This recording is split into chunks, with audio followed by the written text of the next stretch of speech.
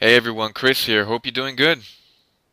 So the US FOMC interest rate decision is once again the primary focus of the week, and with the end of the year approaching, this is the last meeting for the Fed, and it's planning to go out with a bang by hiking rates once more. Although this rate action has been highly anticipated, the effects of hurricanes during the last season did cause some doubts, but looks like the Fed is ready to move forward.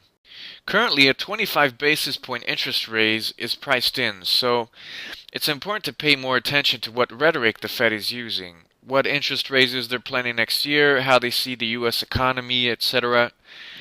But let's take a look into November's FOMC statement, just so we can have an idea of what to expect.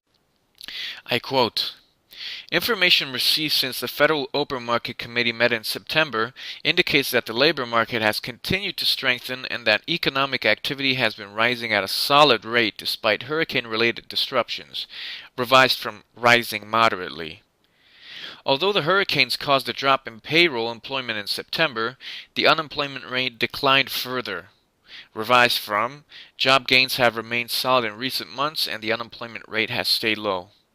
Household spending has been expanding at a moderate rate, and growth in business fixed investment has picked up in recent quarters." The next quote, "In view of realized and expected labor market conditions and inflation, the committee decided to maintain the target range for the federal funds rate at 1 to 1.14%. The stance of monetary policy remains accommodative, thereby supporting some further strengthening in labor market conditions and a sustained return to 2% inflation." And the final quote, "The committee will carefully monitor actual and expected inflation developments relative to its symmetric inflation goal. The committee expects that economic conditions will evolve in a manner that will warrant gradual increases in the federal funds rate. The federal funds rate is likely to remain, for some time, below levels that are expected to prevail in the longer run. However, the actual path of the federal funds rate will depend on the economic outlook as informed by incoming data." So, to sum all of this up, the Fed believe that the economy is growing at a solid pace with unemployment declining further. This is a perfect recipe to start normalizing, not necessarily due to the rise in inflation, but because of the current stability, the Fed can afford to push rates back up a bit, hoping and praying that it will eventually reach the levels prior to the 2008 financial crisis.